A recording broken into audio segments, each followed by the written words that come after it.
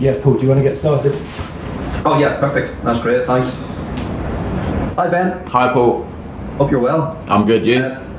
Yeah, good, thanks, good. I just wanted to ask you first and foremost, how did the move to Chelsea come about? Obviously you played already, but how did the move come about, and how did Frank Lampard and perhaps some of the current players, help convince you to join? Not sure really, kind of just happened quite quickly. Obviously there was always, there's been speculation for a few months now, talk and things like that, stuff that personally not really got involved with. Obviously my focus was finishing the season with Leicester and trying to help Leicester secure Champions League football, which unfortunately they couldn't do. And then obviously when the season finished, it kind of picked up a bit of pace, and that was kind of how it happened really, quite quickly. Went back to the season, pre-season at Leicester. One day I was at Leicester and the next day I was talking to the manager of Leicester and on my way down to Cobham. So pretty seamless process really, and spoke to the manager about it here. And like I've said previously, he was quite a big factor in me coming here. And of course Thiago Silva has come in as well, Mendy too in the goalkeeping position. How is that plan to, I guess, transform and improve the Chelsea defence and what it was last season? How's that plan coming along on the training ground? Yeah, good. I think with the players we've got here and the players that have been brought in, as well as the coaching staff, it's a good recipe for things that can happen this season. And we're working a lot on the training pitch, defensively, in terms of, conceding goals and hopefully conceding less goals from set pieces and open play. So we're working hard on that, and hopefully when we kind of build that team chemistry a bit more over the next few weeks and everyone kind of starts training more and getting back to match fitness, and everyone's kind of together a bit more, it should start to gel nicely. And looking at sort of the career in general, what impact do you think joining Chelsea will have on your England ambitions and ahead of a sort of a busy run of internationals coming up? Yeah, I think, like you say, obviously, you've got the Euros coming up this summer, the World Cup soon after that, Nations League is in there somewhere as well. So, there's a lot of important matches for England coming up, and big tournaments that obviously I want to be involved in. So, playing for a club like Chelsea, I know that can only help my my case to be a starter going into those tournaments. But again, like I said, it's similar to what the scenario is here at England. There's a lot of strong players in each position, so I'm fully aware that I'm going to have to play well here to get that space. Thanks, Ben. Next, thank you. 2 questions from Moosh. Hi Ben, how are you doing? You alright? Yeah, I'm good, Moosh. You? Very good, thank you. You mentioned there about Chelsea having to work hard in terms of the lack of goals, or the number of goals they conceded to reduce that number of goals. We've got some wonderful players. Why do you think that they haven't gelled yet, and what can you add to that team to make it gel? I think it's the same at all clubs really. There's been little to none to no pre-season really.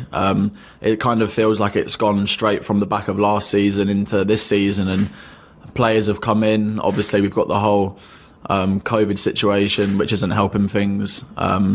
Injuries, including myself, Hakeem, Christian, a lot of so-called Christian last year, key player, and new signings that we haven't been able to train with the squad as much as we'd like. Thiago's obviously quite new into the building. Edu, the new goalkeeper's new into the building. So, it's not been easy for us all to bond and gel together because we've not had the opportunity to. But like I said, hopefully over the next few weeks, now that we're all getting back into training and full fitness, that should be a positive for us. And secondly, the handball rule is going to change again from this weekend. So if your hand is in an unnatural position, it'll be a penalty, but some that we've seen in previous weeks, so the Lindelof one, and I think the Joel Wall one from last week would not have happened, but the Eric Dyer would. I mean, as a defender, just tell me about how crazy at the moment it is having to think about handball. Do you actually understand the rules? It does seem to be a grey area. You know, as a footballer, I can't comment too much on the rules because I don't make them. But you know, when I've watched the matches, which I have, and seen the decisions, I know personally I wouldn't be very happy with the decisions. You know, when I've seen the ones that have been given, but you know, it is the rules, so we can't criticise the referees because they're just doing, you know, what they're being told to do. So, you know, kind of, and yeah, obviously, hopefully, it's a rule that can kind of get clarified and cleared up a little bit, and yeah, hopefully, you know, something that's best for the game is what comes out of it. Brilliant. Good luck at Chelsea, my friend. Thank you. Okay, next up, Ben Chilwell. Hi Ben, thanks for your time. And just wondering, on the, you know, I know you've sort of spent a little bit of time with Ashley Cole, haven't you? And he's obviously had a fantastic career with Chelsea in England. I just wonder, is he a bit of a role model for you? And can his guidance help you, you know, reach the levels I'm sure you want to at Chelsea?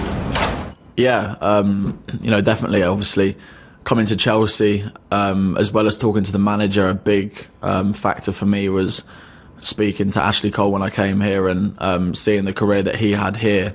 Obviously, I wanted to emulate that and still do. And obviously, it's you know, to have someone like that who's played for Chelsea, who's English, it was important for me. And you know, I spoke to my agent because I was quite keen on getting to meet him so that I could just get to know him and kind of pick his brains on what he thought of Chelsea as a club and you know, how he reached the success that he reached here. And you know, like I said, I was quite keen to have that chat to find out stuff like that.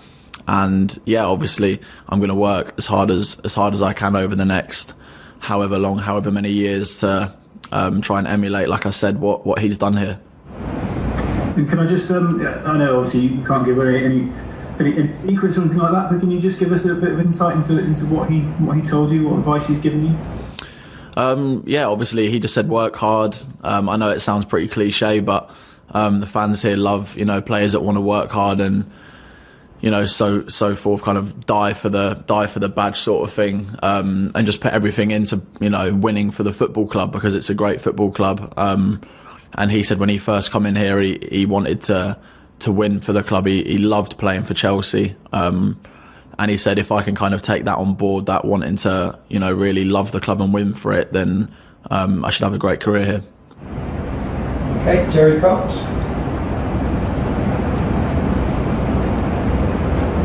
Hi Ben, you okay? Yeah, I'm good, thank you. You? Yeah, good. You mentioned Frank Lampard had a big influence on you there. What were your first memories of Frank when you were a young fan watching football? And did you ever think you'd be playing under him as a manager of Chelsea? Not really. Obviously, at that age, I was watching the Premier League. I was watching England playing, obviously in the international breaks. And obviously, at that age when he was playing, for me, it was more just enjoying watching England. Obviously, they had a lot of great players, including the gaffer here. And like you said, it never crossed my mind once that I'd maybe be playing under him in the future. You know, it was just enjoying watching him play. He was a great footballer, and yeah, that was obviously a big reason for me. Like I said previously, coming here was playing under someone that I idolised a lot, you know, and watched and respected a lot growing up. Alan Smith, Football.London. Hi Ben. Can I just ask you a little bit about the injury? Obviously, it seems to be, you know, take you a little bit of time to kind of get over it. We've heard it's a foot injury, etc. Was it the plantar fascia, and what were the difficulties in sort of kind of getting, you know, back to full fitness? Yeah, it was a plantar fascia, and obviously with the plantar fascia injury, it's one of them things you can't come back too quickly because it just aggravates it. So although it's been frustrating because, you know, you want to play, and when you join a new football club, you want to, you know, train straight away and play and help the team. You know, it was one of them things. If I rushed it, I would have made it a lot worse. So credit to the staff here because they've kind of helped me a lot in terms of managing the load and making sure that when I do come back, that I'm fully fit and, you know, touch wood, not going to have another, you know, episode where, you know, it might flare up again. And that's the reason for building me back into the match minutes slowly. which obviously I'm starting to appreciate now, because obviously it's important that I get it right. Okay, we'll finish this section with one from Simon and one from Nizar. Hi Ben, I just want to follow that up actually. Sort of, where would you sort of rate yourself percentage-wise in the fitness stakes? Are you sort of 50, 70, 80%? And also touching on the Champions League, how much of a role did that play in making you want to join Chelsea? Of course, Leicester missed out, and how much are you looking forward to the draw later on? Are you going to be having your phone on, etc.? Sort of wait to see Chelsea getting. You must be looking forward to playing it for the first time.